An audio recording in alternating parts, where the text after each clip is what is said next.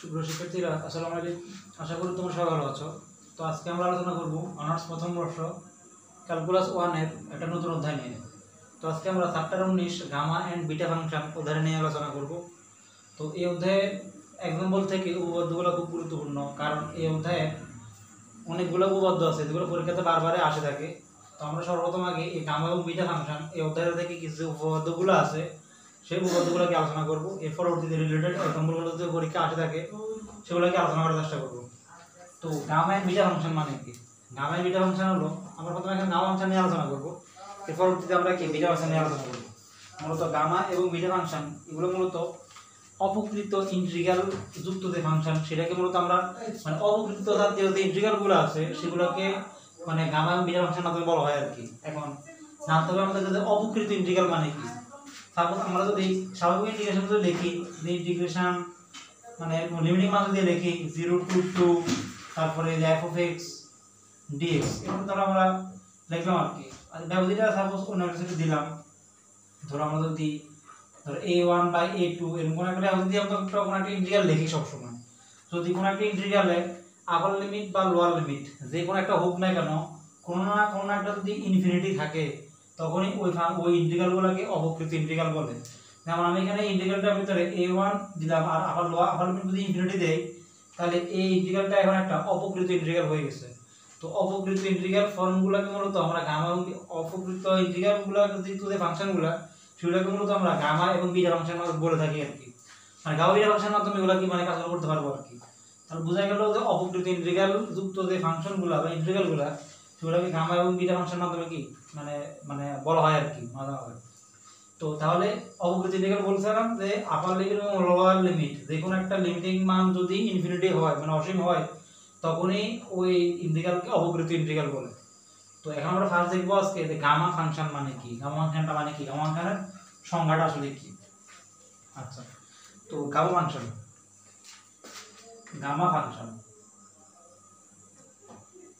তো gamma function হলো যে কোন একটা অপকৃত ইন্টিগ্রাল, যে অপকৃত ইন্টিগ্রাল যে অপকৃত ইন্টিগ্রাল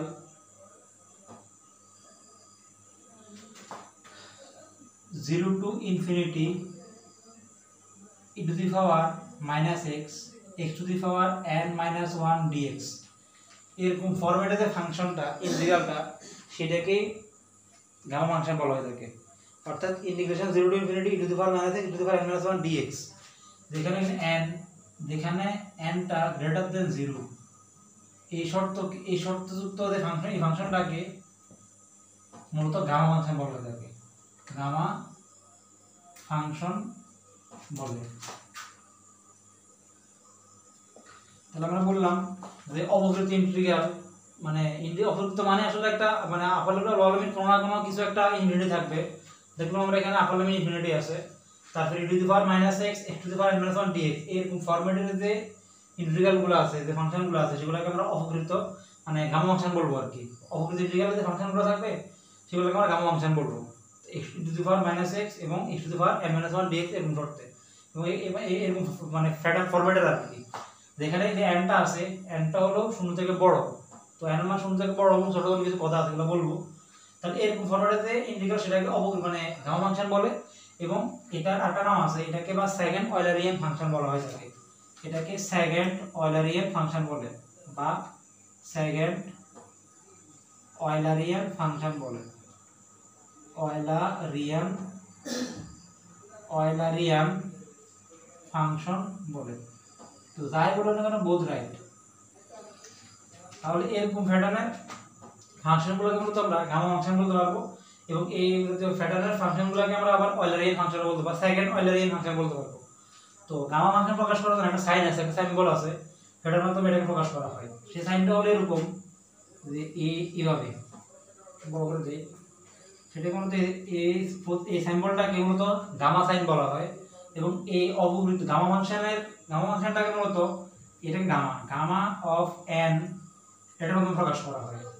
তো এটা কি বলা হয়, এটা হলো গামা সাইন, আর ভিতরে যে আর্গুমেন্টটা থাকবে মানে সলভটা থাকবে আর কি, সেটাকে অবশ্যই ব্র্যাকেট দিয়ে লিখতে হয়। তাহলে গামা ফাংশনকে মূলত গামা n এই প্রতীক দ্বারা প্রকাশ করা হয়। তাহলে গামা n সমান কি হবে এই জিনিসটা integration 0 to infinity e to the power -x x to the power n - 1 dx। তাহলে এখানে যে জিনিসটা লিখলাম এটাই হলো মূলত গামা ফাংশনের ডেফিনিশন। অর্থাৎ গামা n মানে কি, গামা n হলো 0 to infinity e to the power -x x to the power n - 1 dx। আচ্ছা, তাহলে এটা হলো আমাদের গামা ফাংশন। তো এখানে গামা ফাংশনের কিছু আমাদের কন্ডিশন আছে, কিছু শর্ত আছে। শর্তটা হলো যে এই গামা ফাংশনের কি বৈশিষ্ট্যটা কি, এখান থেকে আসলে কি কি বোঝা যায়। প্রথম বৈশিষ্ট্য হলো যে এখানে দেখা যাচ্ছে এই গামা ফাংশনটা মূলত n চলকের একটা গামা ফাংশন। অর্থাৎ এখানে যে n টা আছে তার মানে এখানে এই গামা ফাংশনের জিনিসটা এটা মূলত একটা n চলকের গামা ফাংশন। অর্থাৎ এই গামা ফাংশনটা মূলত এটা n চলকের গামা ফাংশন। অর্থাৎ এই গামা n একটা x চলকের ফাংশন বা এটা n চলকের ফাংশন। এই গামা n এটা মূলত x চলকের ফাংশন বা n চলকের ফাংশন। এখানে x এটা কিন্তু চলক না, x এর ডামি, এটাকে বলা ডামি আর্গুমেন্ট, যেটা বলতে চাই। তাহলে এখান থেকে আমরা বুঝতে পারি বৈশিষ্ট্য হলো এটা যে গামা n হলো x চলকের ফাংশন। এটা একটা x চলকের ফাংশন। সেই চলকটা কি এটা, অর্থাৎ এটা n চলকের ফাংশন আর কি। n চলক, এটা হলো একটা n চলকের ফাংশন। তাহলে গামা n থেকে আমরা ফার্স্ট এই বৈশিষ্ট্যটা বুঝতে পারি যে গামা n এটা হলো মূলত n চলকের ফাংশন। দ্বিতীয়ত n এর উপরে দিলাম n হলো একটা চলক এখানে, তাহলে x টা কি, এখানে x টা কি, x হলো এখানে ডামি চলক, x হলো ডামি চলক। এখন ডামি চলক মানে কি, ডামি চলক হলো এখানে যে চলকটা হলো x এর জায়গায় আমি অন্য কোনো চলক যদি ইউজ করি তখন কিন্তু ইন্টিগ্রালের মান আর কোনো পরিবর্তন ঘটবে না। তাহলে এই চলকগুলোকে মূলত ডামি চলক বলে। অর্থাৎ আমি x এর জায়গায় এখানে যে কোনো কিছু ইউজ করতে পারি, x এর জায়গায় যে কোনো চলক ইউজ করা যেতে পারে। অর্থাৎ x এর জায়গায় আমি এখানে y চলক z চলক যে কোনো চলক ইউজ করতে পারি, করলেও কিন্তু সম্পূর্ণ ইন্টিগ্রালের মানের কিন্তু পরিবর্তন ঘটবে না। সেজন্য x হলো কি ডামি চলক।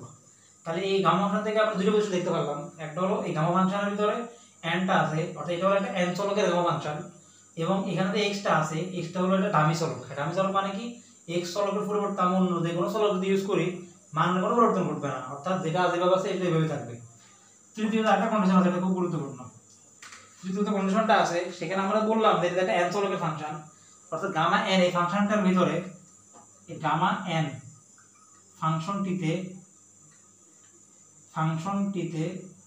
যদি n গ্রেটার দেন 0 হয়, যদি এই গামা ফাংশন n ভিতরে এখানে n এর মানটা যদি 0 থেকে বড় হয় তবে এটাকে বলা হয় অভিসারী। তখন গামা n ফাংশনটা যদি n মান 0 থেকে বড় হয় তবে এটা হলো অভিসারী, আর যদি মানটা n লেস দেন 0 হয় সেটা বলা হয় অপসারী। এখন জানতে হবে অভিসারী এবং অপসারী জিনিসটা আসলে কি। অভিসারী মানে এখানে যে n এর মান 0 থেকে বড়, সাপোজ ধরো এই গামা ফাংশনে আমার তো লিমিট তো ফিক্সড 0 টু ইনফিনিটি, তো এখানে n এর মান যদি 0 থেকে বড় যে কোনো মান যদি ইউজ করি, যদি ইউজ করার পরে সম্পূর্ণ ইন্টিগ্রালের একটা স্পেসিফিক সুনির্দিষ্ট মান আসে তখনই সেটাকে বলা হয় অভিসারী। আবার বলতেছি, এটা খুব গুরুত্বপূর্ণ কথা। এখানে n এর মান 0 থেকে বড়, অর্থাৎ এখানে যে n টা n চলকের ফাংশন, n এর মানটা কোনো 0 থেকে ছোট হতে পারবে না। 0 থেকে বড় যত যে কোনো মান দ্বারা আমি যদি এখানে एग्जांपलটা ক্যালকুলেশন করতে চাই, সম্পূর্ণ ইন্টিগ্রালের মানটা বের করতে চাই, তখনই এই ইন্টিগ্রালটার একটা স্পেসিফিক সুনির্দিষ্ট মান আসবে।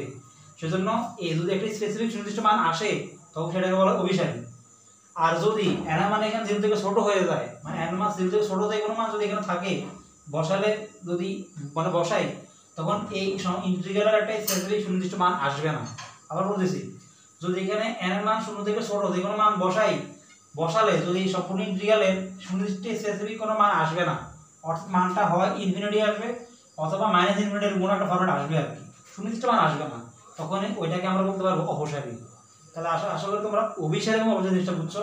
এই ফাংশনটার ভিতরে n টা যদি 0 থেকে বড় হয় তখন এই একটা স্পেসিফিক মান পাওয়া যাবে আর অভিসারী, আর n এর মান 0 থেকে ছোট যদি এখানে বসাই স্পেসিফিক মান পাওয়া যাবে না, তাহলে এটা কি অপসারী। আচ্ছা, তাহলে আমরা এই গামা n ফাংশন থেকে মূলত এই তিনটা শর্ত দেখতে পারি। এই গামা n ফাংশনের ভিতরে আসলে কি কি জিনিস আছে, কোনটার পরিচয় কি, কোনটাকে কি বলা হয়। তো আসলে তোমরা যে গামা ফাংশন জিনিসটা কি এটা বুঝছো। তো আমরা বিটা ফাংশন পর আলোচনা করব। গামা ফাংশন এখানে কিছু উপপাদ্য আছে, এটা আলোচনা করব, এখানে আলোচনা করার চেষ্টা করব আর কি। তো আজকে আমরা এই গামা ফাংশন সম্পর্কিত একটা উপপাদ্য আলোচনা করব। এটা মুছতেছি।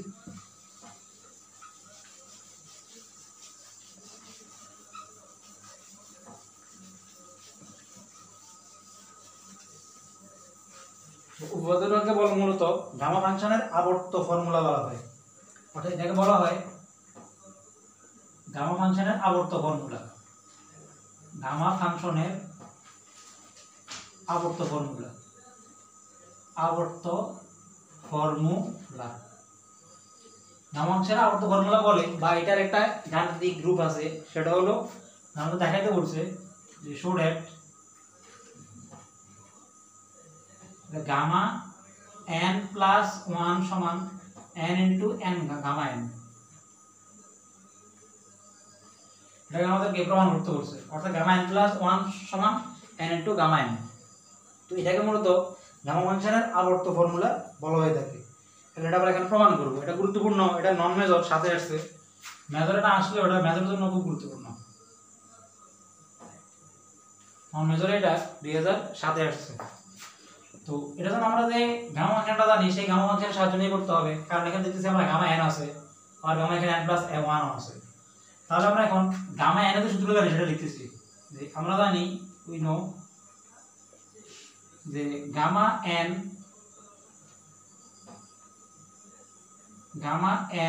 Equal to integration 0 to infinity e to the power minus x to the power n minus 1 dx। এটা আমরা গামা ফাংশন সংজ্ঞা থেকে এটা জানি। এটা এখন কাজে লাগিয়ে আমরা কাজগুলো করব। এটা আমরা 1 নম্বর ইকুয়েশন। এখন আমরা দেখতেছি এই উপপাদ্যটা প্রমাণ করার জন্য আমাদের এখানে বাম পাশে কিন্তু গামা n প্লাস 1 আছে, ডান দিকে কিন্তু গামা n আছে। তো আমরা একটা কাজ করি, আমরা এখানে গামা n প্লাস 1 এটা আনতে হবে। সেজন্য আমরা এখানে n এর জায়গায় n প্লাস 1টা বসাই। তাহলে n এর পরিবর্তে বা n equal to n plus 1 হলে তাহলে এক নং ইমপ্লাইজ n থেকে আমরা কি পাই, তাহলে n প্লাস 1 গামা ইকুয়াল, তাহলে n এর জায়গায় এখানে কি n প্লাস 1 বসবে আর কি, এই জায়গায় n এর জায়গায় n প্লাস 1 বসবে। Integration 0 to infinity e to the power minus x to the power n plus 1 বসাতে n পরিবর্তে n প্লাস 1 মাইনাস 1 dx। তাহলে আমরা 0 to infinity e to the power minus x to the power n dx। Minus n plus n এখানে এটা কাটা। আশা করি তোমরা এতটুকু জিনিসটা বুঝেছো। তো এখানে দেখছি আমরা এখন ইন্টিগ্রেশন, এখানে আমরা ইউভি সূত্র অ্যাপ্লাই করব। তো ইন্টিগ্রেশন ইউভি সূত্র আমরা জানি, এবং ইউভি সূত্র ধরার জন্য আমরা একটা বলছিলাম যে আমরা li এই লাইনের মাধ্যমে ধরে দেখি কোনটা ইউ ধরব কোনটা ভি ধরব। তো l ধরার মানে লগারিদম ফাংশন, i মানে ইনভার্স, a মানে এক্সপোনেনশিয়াল, অ্যালজেব্রিক, c মানে ত্রিকোণমিতি, e মানে এক্সপোনেনশিয়াল ফাংশন। তো এখানে দেখতেছি আমরা x to the power n একটা algebraic function, e to the power minus এটা এক্সপোনেনশিয়াল ফাংশন। তো অবশ্যই দেখতেছি এখানে অ্যালজেব্রিকটা আগে আছে, e to the power minus এটা এক্সপোনেনশিয়ালটা পরে আছে। তাহলে অবশ্যই আমরা অ্যালজেব্রিক x টু দি পাওয়ার এটাকে ইউ চিন্তা করব, আর e to the power minus এটাকে ভি চিন্তা করব। এটা আমরা স্বাভাবিক জানি, আমরা ইন্টিগ্রেশনটা দেখছি যে ইন্টিগ্রেশন করার সময় স্বাভাবিক হবে। তো এখন আমরা ইন্টিগ্রেশন ইউভি সূত্র অ্যাপ্লাই করব। ইন্টিগ্রেশন ইউভি সূত্র আমরা জানি, ইন্টিগ্রেশন ইউভি সূত্র মানে কি, ইন্টিগ্রেশন ইউভি সূত্রটা হলো u integration of v dv v dx minus second integration ddx of u integration of v dx whole dx। এটা হলো ইন্টিগ্রেশন u, v এর ফর্মুলা। আচ্ছা, তো আমরা এটা অ্যাপ্লাই করি। তাহলে এটা হচ্ছে u, এটা হচ্ছে v, তাহলে u v করি, এটা মুছতেছি। দেখো, তাহলে আমরা এখানে u v ইন্টিগ্রেশন করতেছি। তাহলে এই প্রথমে u রেখে v কে ইন্টিগ্রেশন, u মানে e to the power minus x, u রেখে v কে ইন্টিগ্রেশন, v মানে ইন্টিগ্রেশন সরি u হচ্ছে x to the power n integration e to the power minus x dx minus integration of sorry মান আছে 0 to infinity এটা 0 to infinity second bracket ddx of u মানে এখানে x to the power n integration of v মানে e to the power minus x dx আর লাস্টে এখানে whole dx। আশা করি এটা তোমরা বুঝছো। তাহলে এখন কি ভাই দেখো, x to the power n integration e to the power x integration e to the power xc minus যেহেতু আছে, তাহলে ইন্টিগ্রেশনের ক্ষেত্রে মাইনাস, এখানে মনে একটা মাইনাস 1 আছে গুণাকারে। ইন্টিগ্রেশনের ক্ষেত্রে আমাদের ধ্রুবক দ্বারা ভাগ যায়, তাহলে -1 যখন নিচে ভাগ করব এখানে তখন মাইনাসটা আগে চলে আসবে, মাইনাসটাকে এখানে আগে নিয়ে আসছি, সরাসরি করছি আর কি। দেখেন -x to the power n আর e to the power -x বসবে, ইন্টিগ্রেশন শেষ, লিমিটিং মান বসাবো 0 টু কত infinity, minus integration 0 to infinity বসাই ফেলছি।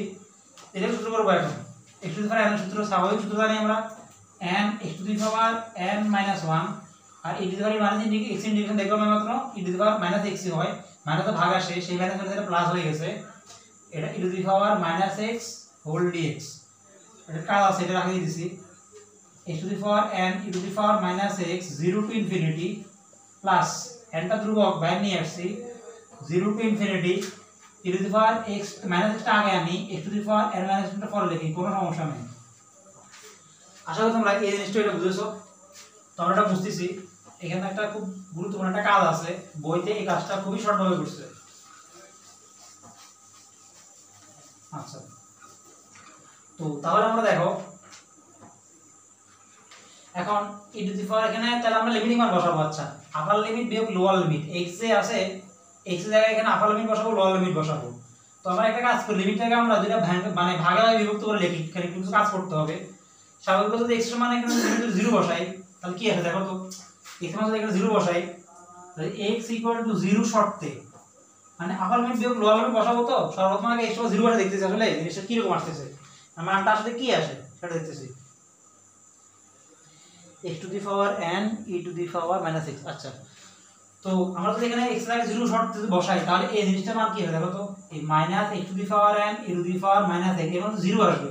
কেন দেখো, x এর মান 0 বলে 0 two the power n, n মানে যেগুলো হতে পারে, তার মানে এই সবটার মান কিন্তু 0, আর e to the power -x, -x মানে -0 মানে 0, e টু দি পাওয়ার 0 মানে কত 1, তার মানে কোনগুলো আসলে 0 ই আসবে। আবার বলতেছি, এখানে কিন্তু আমরা আপার লিমিট বিয়োগ লোয়ার লিমিট বসাই দিছি না, লিমিটগুলো ভেঙে ভেঙে বসাই দিছি, কারণ এখানে একটু কাজ আছে। আমরা যদি ফার্স্ট লোয়ার লিমিট বসাই দেখতেছি কি হয়, লোয়ার লিমিট যদি বসাই x = 0 শর্তে, আমরা যদি এই চাপটাতে বসাই x এর মানগুলো বসাই তাহলে অবশ্যই এই সম্পূর্ণ চাপটা 0 চলে আসে। x এর মান 0 বসালে 0 টু দি পাওয়ার সামথিং মানে কত, n মান দেখে কিছু হতে পারে, তাহলে এই মানটা কিন্তু 0 আসবে, আর e টু দি পাওয়ার -0 মানে 0 মানে 1, তার মানে এই সবটা টার্ম 0 চলে আসবে, তাহলে এটা আমাদের গেল। কিন্তু আপার লিমিট যদি বসাই ইনফিনিটি তে, যদি x লাগে ইনফিনিটি তে বসাই তাহলে কি হবে দেখো তো, তাহলে এটা আসে মূলত e to the power infinity, e to the power -infinity, আবার এবং x = ইনফিনিটি, এই শর্তে যখন মানটা বসাই তাহলে কি আসে, তাহলে কিন্তু এখানে infinity to the power n into e to the power -infinity আসে, যদি এখানে ইনফিনিটি বসাই আর কি। আমরা জানি e to the power -infinity মানে কত ইনফিনিটি, আর infinity to the power n, তাহলে এখানে কিন্তু দেখতেছি আমরা ইনফিনিটি যদি বসাই তাহলে এই টার্মটা কিন্তু অনির্ণ আকার চলে আসছে, অনির্ণ ফর্ম চলে আসছে, ইনফিনিটি ইনটু ইনফিনিটি ফর্ম চলে আসছে। তো ইনফিনিটি ফর্মটা আসতে পারবে না, মান আসতে হবে, তার জন্য আমরা এখন এই ফর্ম থেকে এখন ইনফিনিটি ফর্মটাকে দূর করব। তো ইনফিনিটি ফর্ম বা অনির্ণ আকার দূর করতে আমরা মানে চ্যাপ্টার এর ভিতরে বিস্তারিত দেখছি, আমরা অনির্ণ আকার মূলত এল'হসপিটালের রুল মাত্র মতে অংশ দূর করি, বা মানে বিস্তার পদ্ধতির সাহায্যে কি অনির্ণ আকারটা দূর করি। ঠিক এখানে কোনো না কোনো একটা ফরম্যাট অনুসারে এখান থেকে এই অনির্ণ ফর্মটাকে এখন আমরা দূর করব। কি শর্তে এখন লিখবো দেখো, এবং x সমান এখন আমরা ইনফিনিটি শর্তে, তো এখানে আমরা এখন অনির্ণ ফর্মটাকে এখানে দূর করব। x সমান ইনফিনিটি শর্তে the limit of x tends to infinity, এটা আমরা লিখতেছি আর কি, মাইনাস e টু মাইনাস আগে লিখলাম, x এর মানটা পরে লিখলাম, সমস্যা নাই এত, কারণ এখানে x এর মানটা লিমিট বসালে নো যে কথা, এটাকে লিমিট ভাবে এভাবে লেখাটা আসলে সেম কথা, কারণ limit x tends to infinity দ্বারা বোঝায় x এর মান যদি লিমিটের x এর মান যদি লিমিট তো সেটা অসীম, অসীমে যদি নিকটবর্তী যায় স্ট্যান্ডার্ড মান অসীমের দিকে যাবে, এরকম ঘটনা আকার আর কি। মূলত এখানে লিমিট মান সরাসরি আমরা x থেকে বসাই দিয়ে কাজটা করতাম, এটা করে ভেঙে লিমিট আকার লিখছি আর কি, কারণ এখানে কিছু কাজ আছে। তো দেখো আমরা কি করতে পারি, limit of x tends to infinity, আমরা জানি e to the power -x মানে 1 by e to the power x, দেখলাম e টু দি পাওয়ার পরিবর্তে 1 by e to the power x, আর এখানে আছে x to the power n, তাহলে আমরা কি লিখতে পারি limit of x tends to infinity, তাহলে -x to the power n by e to the power x। তো এখানে আমরা যদি এখন লিমিটিং মান বসাই তাও কিন্তু এখানে অনির্ণ আকার আসতেছে, কারণ আমরা দেখলাম যে এই মাত্র এখানে অনির্ণ আকার আসতেছে। তো এখন তাহলে অনির্ণ ফর্মটা দূর করব, তো আমরা কাজ করি, আমরা যেহেতু e to the power x এর একটা বিস্তারের সূত্র জানি, সেই বিস্তারের সূত্রটা এখানে নিয়ে আসি, কারণ অনির্ণ ফর্ম দূর করার জন্য আমরা দেখছিলাম যে এটাকে আমরা এল'হসপিটালের মতো অনির্ণ আকার দূর করি, অথবা বিস্তারের সাথে দূর করি। এটাকে আমরা এখন অন্য ফর্মটা বিস্তার আকারে দূর মানে বিস্তার পদ্ধতির সাহায্যে কি অন্য ফর্মটা দূর করার চেষ্টা করব। তো একটা কাজ করে দেখো, e to the power x আমরা বিস্তার সূত্র জানি। e to the power x এর বিস্তার সূত্র কি 1 + x + x² by factorial 2 + x³ by factorial 3 plus dot dot dot এভাবে কি এটা চলবে, এটা আমরা জানি। তো তাহলে আমরা e to the power x এর জায়গায় এই বিস্তারটা লিখতেছি এখন আমরা। তাহলে limit of x tends to infinity, x to the power আমরা থেকে যাবে বসা ফেলছি, মাইনাসটা আগে আছে তাও বসা ফেলছি। e to the power x এর জায়গায় বিস্তারটা আছে, বিস্তারটা বসাচ্ছি 1 + x + x² by factorial 2 plus x³ by factorial 3 plus dot dot dot এভাবে বসাচ্ছি আর কি। আশা করি এতটুকু থেকে আর কোনো সমস্যা নাই, তোমরা এই জিনিসটাকে এখানেটা বুঝে এসো। তো আমরা কিছু মুছতেছি, আমরা এই জায়গায় মানটা বসাবো আর পরবর্তীতে আমরা বুঝতেছি।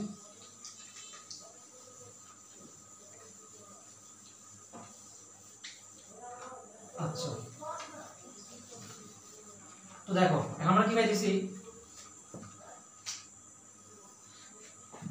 Limit of x tends to infinity, limit of x tends to infinity সেখানে আসলে নিচে দেখি, তাহলে নিচে একটু স্পেস আছে, এই লাইনটা আমরা এখানে করতেছি, এটা উপরে এটা কাজ আছে, এটা কাজ আছে। তাহলে limit of x tends to infinity x to the power n লিখে ফেললাম ডিভাইডেড বাই -2 রেখে দিলাম। দেখো আমরা এখন এই এটা ধারা, অবশ্যই একটা ধারা, বিস্তার পদ্ধতির ধারা, এই ধারাটাকে এখন আমরা একটু বোঝার চেষ্টা করব। ধারাটা সিকোয়েন্স আমরা এখন ঠিক করব কিভাবে। দেখো এই ধারাটাকে আমরা একটা এভাবে লিখতে পারি, যেহেতু এখানে উপরে নিচে দেখতেছি ফ্যাক্টরিয়াল আকারে আছে 2 ফ্যাক্টরিয়াল 3 ফ্যাক্টরিয়াল, আমরা চাইলে x এর নিচে আমরা 1 ফ্যাক্টরিয়াল দিতে পারি, 0 1 এর নিচে 0 ফ্যাক্টরিয়াল দিতে পারি সিকোয়েন্স মিল করার জন্য। আর কি 0 ফ্যাক্টরিয়াল মানে কি তো 1 1 বাই 1 মানে আমি আগেরটা পাবো, 1 ফ্যাক্টরিয়াল মানে 1, তাহলে x বাই 1 মানে x পাবো। আচ্ছা তাহলে লবে সিকোয়েন্সটা দেখতেছি আমরা 0 1 2 3 এভাবে দিছে, হরে মানে সরি হরে সিকোয়েন্সটা দেখতে পাইছে, লবে সিকোয়েন্সটা ঠিক করব। এখানে আছে x স্কয়ার, এখানে x কিউব, অবশ্যই এখানে x একটা 1 আছে, তাহলে অবশ্যই এখানে x এর 1 আছে, এখানে 1টা আছে, 1 করতে আমি চাইলে x টু দি পাওয়ার 0 লিখতে পারি, মানে তাও কত 1। আমি এখানে এই বিস্তার x to the power x এর বিস্তারটা আছে, এখানে আমরা কি করছি সিকোয়েন্সটা একটু ঠিক করার চেষ্টা করছি, এখান থেকে আমরা কিছু একটা না কিছু একটা এখান থেকে কি করতে পারি, তৈরি করতে পারি। আচ্ছা তাহলে দেখো, তাহলে আমরা দেখতেছি এখানে x এর পাওয়ারটা 0 1 2 3 এভাবে দিয়েছে, আবার এখানে হরেও কিন্তু 0 1 2 3 দিয়েছে।